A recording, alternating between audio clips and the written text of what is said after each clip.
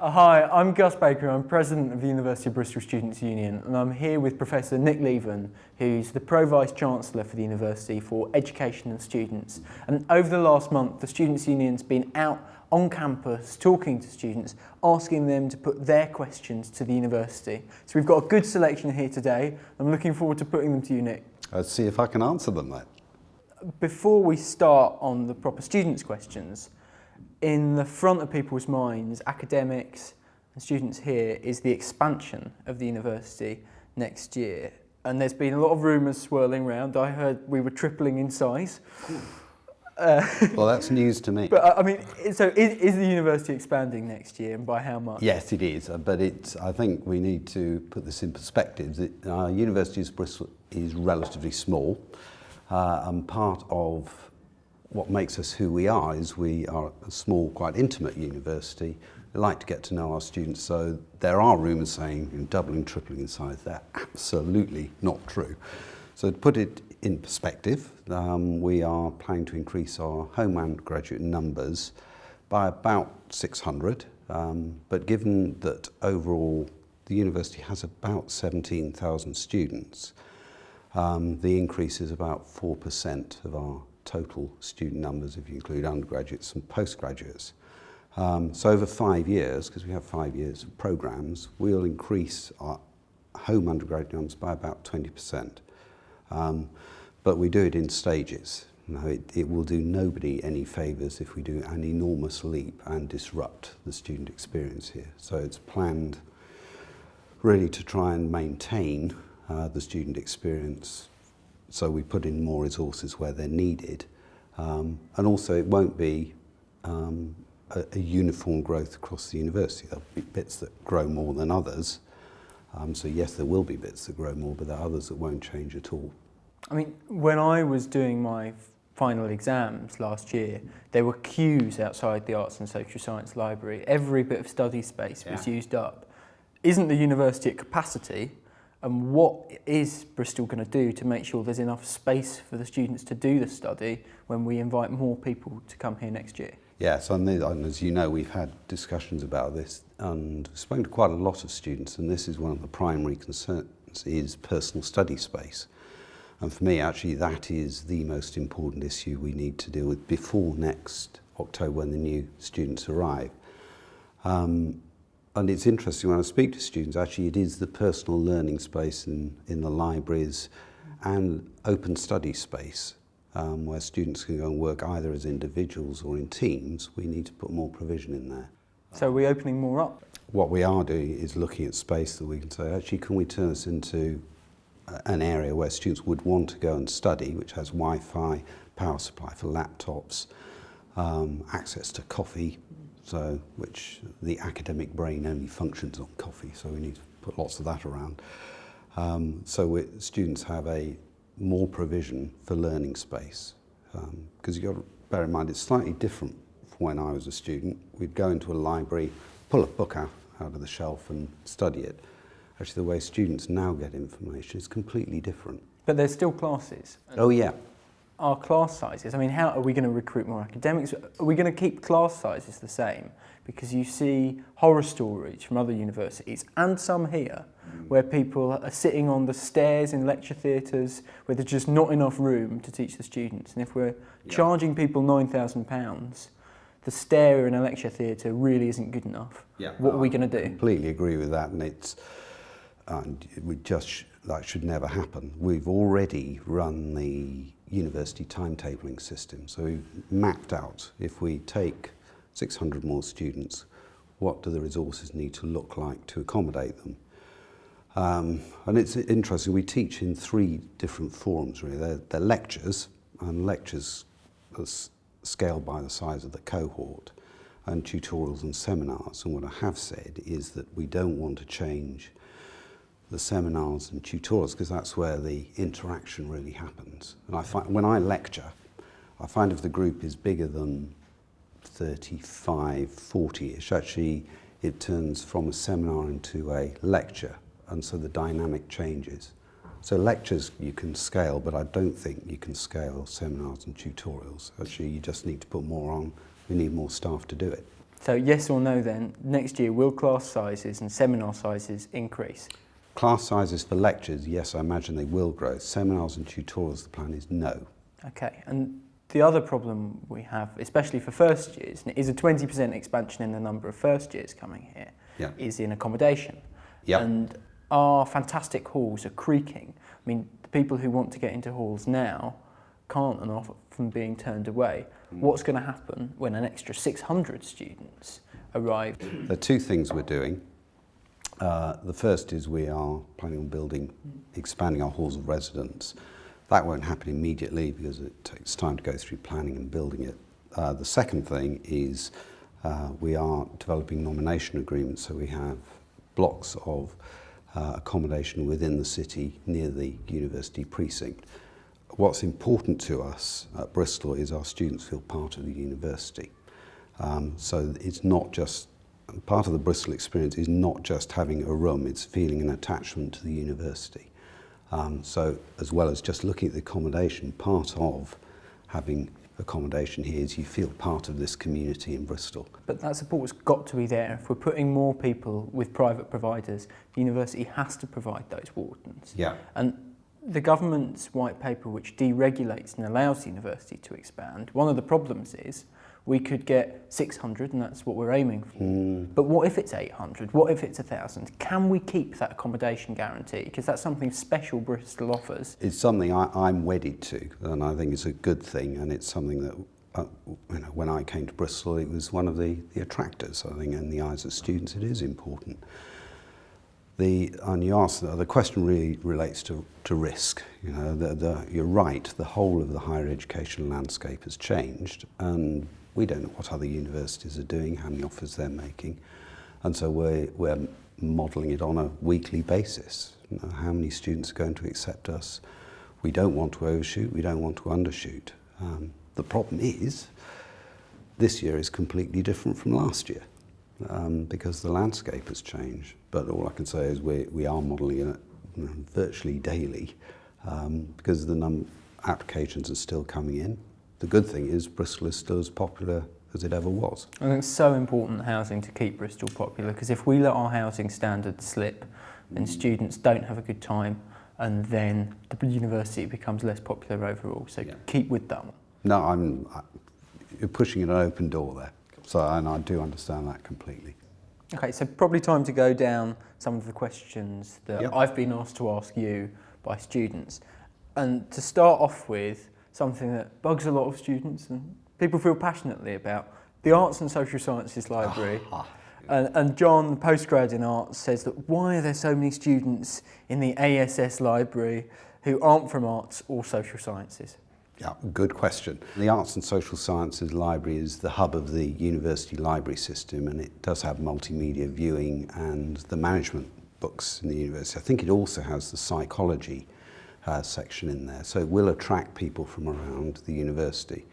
And I think we have 10 branch libraries, so it wouldn't make sense to duplicate 10 times all that around the university, so it does make sense to have one major library.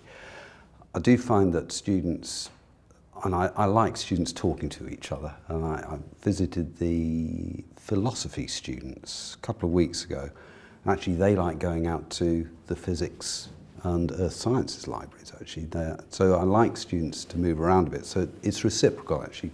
Students do move around. But isn't there a problem with balance here in library opening hours? I mean, we've got two questions from the Faculty of Engineering, and Charyi asks, why do all libraries apart from the Arts and Social Science shut so early? Why do I have to work in the 24-hour computer room if I want to do my work late? I mean, that's a fair question, isn't it? Yeah. As I said, we did last year extend the opening hours in the engineering library. I know that because what I was doing last year as Dean of Engineering. And it does relate to having 10 branch libraries. Some of them are very small, they're embedded in buildings. It's quite difficult and very expensive actually if you keep all the buildings open in every library. And not every student wants to work 24 hours a day. And in fact, my one concern about opening 24 hours a day is I don't want us to give the message to students, you've got to work 24 hours a day. I think it's actually quite unhealthy to do that. there are occasions when people will want to do it, but I don't want it to become routine. But wouldn't it take the pressure off the Arts and Social Science Library if we had more libraries just open a bit later? No, I agree completely. Take the hit on portering costs. Open the other ones, open the Queen's, the medical, all of them, just that little bit later, and students will be able to work at sensible times and not end up in the 24-hour computer room. I think if people want to work long hours, they will. They feel some compulsion to do it. As I say, I don't want to get to the stage where we are, from the university, saying to students, you've got to work completely unreasonable hours. However, I do recognise, actually, if we can extend the hours, we should do it. Absolutely. Okay, and we've got a question from Hannah from the Faculty of Medicine and Dentistry here, and it relates to tuition fees, but it's actually quite a specific example. So Hannah asked, intercalation is one of the things Bristol does best for its medics, but I'm worried that when fees are £9,000, no one will want to intercalate and future graduates will have a poorer experience because they won't have had that opportunity. What will Bristol do to encourage future students to intercalate when they're studying medicine? Intercalation is something that the medical community does want to support. In fact, we have a legacy of £450,000 from a local man, Nicholas Deese, in order to support students doing intercalation. And I know that the department is doing a survey of first-year students at the moment to look at how many people will want to do it going forward in the new environment. So I know that this is something that's a live debate at the moment within the community. But something, if students want to do it, it's our duty to try and help support them, I think. Absolutely. And moving on to some general questions here, and one that's quite close to my heart. Josie from Politics in third year is asking, well, she says that I read an epigram that Bristol's cancelling its bursary scheme from next year. Is this true? My bursary gives me really essential support. Why would the university get rid of it? Right. Those who have bursaries at the moment, they continue. There's no question about that. And as you know, next year we have introduced fee waivers. I think they're probably some of the most generous in the Russell Group. And I think the jury is still out, and we have discussed this, the difference between bursaries and fees, and I am completely open-minded, which it should be. We took our evidence from the US, where it said actually waivers are probably the way to go. Actually, I don't know. I just don't know whether bursaries or fee waivers are a better way of doing it. We'll look at the evidence this year, and if we need to change policy, we will. It's clear to us, at least, that Bristol is at the moment, it's got the lowest bursaries in the whole of the Russell Group, and that's not a sustainable place for us to be. When students come from those backgrounds, they need the support with their rent, with their food bills, and so we'll keep working with you on it. But it's pretty clear from the students' point of view exactly what we need. Well, let's see what happens this year when students apply. The other thing we have done, of course, is increase the hardship funds for students for no fault of their own. When they get into difficulties, we increase that to help students through, and we work with the student union on that quite vigorously. But I think that the fee waves and bursaries issue is something which isn't going to go away. It's just, we're in a different climate, and actually I just don't know how that's going to pan out. I think everyone will hear more about this. And so moving on to a different general question, Frankie from French and Italian first year is asking, why aren't lectures recorded? They do it at other universities. Yeah. Social science and law lead on this for the university, and I've asked Chris Wilmore in the law school to look at it provision across the whole university. So, and it's a good idea, and I've seen US universities do this just routinely. There are some issues I want to get to the bottom of. Students work well when they interact with lecturers, so I don't want recorded lectures to become an excuse for not attending the university, just downloading them in from your bedroom at home, because actually when you're lecturing, the really invigorating parts of the lecture are when you heckle the lecturer. And I quite enjoy it when that happens. And so I don't want a depleted group who turn up occasionally. I want involvement from students. So as long as we can crack that, we ought to be doing it. There's no question about that. What we do need is a system for the whole university. be so helpful when people are revising to be able to Yeah, look back absolutely. over your lectures. Really useful, and let's make sure that Bristol doesn't get left behind on this. But I do want a single system for the whole university. What I don't want to do is one faculty having one system and another having a different one, because then people doing joint honours actually will just end up being dysfunctional. So I want to do it properly, so wherever you are in the university, you get the same level of support. Interesting you bring up joint honours, because it's something that a philosophy student actually has brought up with me, which is, why do different units make essay deadlines for the same day? Can't departments coordinate their deadlines better so the workload is easier? Yeah, this does come up across the university. A few things that probably students aren't aware of at the university level, that we have 3,000 units across the university, and coordinating every single one so to align their submission deadline to be different, actually with 3,000 units, is a physical impossibility. And also the other issue is, of course, you can't set units near the beginning of a course because actually you haven't done any of the teaching. So naturally the assessments are going to congest around the end of it. Is there a problem with those joint honours degrees though, because their satisfaction ratings are lower, and I think a lot of students don't feel like they've got a proper home in the university? What can we do? No, I agree actually, and one of the things about Bristol is that students should feel they've got a home somewhere. I'm passionate about this, and we all do. In whatever community you're attached to, whether you're an academic, whether you're a student, whether you're a member of the support staff of the university, actually we all need to feel we've got a home. And I think with the joint honours, some of them are quite small, and particularly if they're split across faculties, we need to work hard at saying, actually, here's someone who you feel loyal to and is your advocate in the discipline. So I completely take that on board, and it's a discussion I'm having with departments at the moment. Okay, and so for some for some more science-based questions, Addy, physics third year, is asking, why as a red brick university have we scrapped tutorials for some subjects, like physics? He thinks they'd be really useful. Why have we gone and done it? Yeah, physics has changed over the last 15 years. Apparently 15 years ago they did have tutorials. And then as the nature of the course changed, it became much more specific around the topics within the discipline. That someone teaching cosmology and quantum photonics, actually you couldn't get one person to do it. And so they split them out into seminars. They're now saying, and students are now saying, actually, we'd like workshops around these, so smaller group teaching. And so they're starting to bring them back in a different form. And I think this is just the nature of academia. When a subject changes over time, actually you change the course mechanism delivery. So I think that's what's happening in physics. So they're aware of the issue, and I think they are changing the way they're delivering it. And does that work across the university? And what should students do if they're annoyed that they're not getting enough contact time? What should they do? Jump up and down to start with. Jump up and down. And the student reps. The student reps are the conduit through to the rest of the university. And I quite like it when we have staff student forum and actually we get the feedback through to the university and we can work on it. And a lot of these things occur because there's an information vacuum.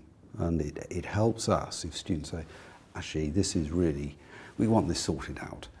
And so the student reps are the forum through which to do it, through the staff-student liaison committees and through you, actually. I know you'll come and talk to me, so let's do it that way. I guess this might be the same answer then, but Stephanie from French and Russian is asking why her French course is so much harder than all her other language courses. And from week 6, all French history lessons are in French.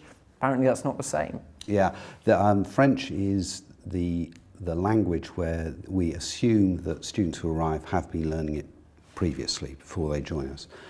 In subjects like Russian, for instance, we don't assume prior knowledge, so we have to start teaching the language from the moment of arrival.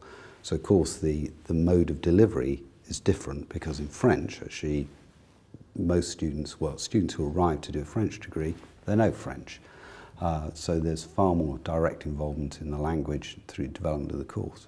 I know this is an issue that bugs a lot of students. It bugged me, and the Students' Union's been working with sports, exercise and health, and we've managed to get the sports pass flexible so you can pay terminally from next year. Right. But Juliana from the Faculty of Science is asking, and it's a fair question, Why does she have to pay every time to get into the sports centre when she's training with a sports club? She paid the AAU fees and she can't afford the £600 sports pass. Yeah. Okay, the focused sports groups within the university have access to the facilities which other groups don't have. So they have dedicated use of it, and also they have coaching support and the refereeing administration to support that. So there is a cost associated with it. The other thing that, and as you've mentioned, we are changing the way we charge for the student pass, and next year we'll be starting and doing a direct debit on a termly basis to smooth out the peaks and troughs in this. I think if you can use it on a casual basis, but if you were going in 3 times a week, I think that comes to £15, which is quite a lot if you're doing it on that basis. If you do it through the sports pass, it works out about £4 a week. And sports facilities is something we provide for our students, but there is a cost with them. But I do understand it is a cause of debate amongst the student body, so we need to keep talking about it. We've got to get better at those. Other universities are building beautiful new sports centres. Yeah. We don't want people missing out on Bristol experience because they're chasing the latest gym machine. Yeah. We've got to keep up there. Yeah. But if you, as any economist will tell you, if you've got a fixed resource, actually it's how do you divvy it up? And if we want more open learning spaces for students, does that weigh against sports facilities? Does it weigh against new buildings, infrastructure, books in the library? And it's, as with all things, it's finding the right balance. Okay, Sarana from a postgrad philosophy student is asking, why does she need a library pin? Isn't swiping the U card enough? Ah, yes, an interesting one this, because there are different views on this. We are changing, I think, in 2012 to get rid of the pin. What was your pin number when you... 0000. I didn't take book security too seriously. Very effective pin number. So we are getting rid of it. It's interesting because I was speaking to our Professor of Cryptography. What a fantastic title for a job, Professor of Cryptography, Nigel Smart. And he says, actually, you should have pin numbers on everything. I suppose the cryptography you would take security. What does the Professor of Cryptography do? He does security on communication. So if you've got a BlackBerry, for instance, what makes a BlackBerry secure is something called the elliptic curve cryptographic algorithm. And actually that's in your BlackBerry, or in the BlackBerry system, and actually that's what Nigel Smart does. That's his contribution to research here. And that is quite something, the research that gets done at Bristol. But a question almost on that, and about postgraduate and further study, is from Callum, third year Faculty of Social Science and Law. And he says that he'd like to study for a postgraduate. He'd like to contribute to our research community, but the fees are really high. So he's asking who sets the fees? There seems to be almost no government help, no loan system. What's the university doing to pressure the government to put together a fair system of loans? Yeah, this is a burning issue now in higher education, because with £9,000 fees coming in, actually the concern is actually when people have done their degree and they want to go on to postgraduate study, actually what position they're going to be in to do it. And I know my colleague is Pro-Vice-Chancellor for Research, Guy Alpin, is debating this with the government, because actually if people come out of their degree, how are they going to feel about doing research for another 3 years to do a PhD or even a master's for 1 year? The fees issue, clearly we have to charge for fees at postgraduate level, and for PGT, for instance, at undergraduate level you have 120 credit points, at PGT you have 180, so actually there's more teaching involved. So at the moment actually PGT fees are generally lower than the new undergraduate ones. So this is something which has got to be worked out over the next 2 or 3 years. But it's a good topic to raise. We've got to keep telling the government that postgraduates can't just be accessible by a small few, that we need the excellent researchers of the future to be able to get those masters and PhD degrees, because in the end it will make us all richer. And I think actually we will learn from the US in this, that the model in the US is you do a bachelor's degree and then you go on and do a master's. And so the way we structure education at the moment is largely focused around a bachelor's degree. And some do master's degrees as well, MSci or MEng. But in the States it is completely different. You do your bachelor's degree and then you specialise. And actually it'll take a few years for this to work its way through the system. But the whole issue around what we do for postgraduates is something we need to think about now, and you're quite right, talk to the government about it. Thank you so much, Nick, for going through the questions with us. And for any students that have been watching and want to put your own questions to Professor Lieven next time, we'll be doing this same event next term, and so make sure you email me at ubu-president@bristol.ac.uk with anything you'd like to put to the university. So thanks so much for coming despite the weather, and Merry Christmas. Merry Christmas.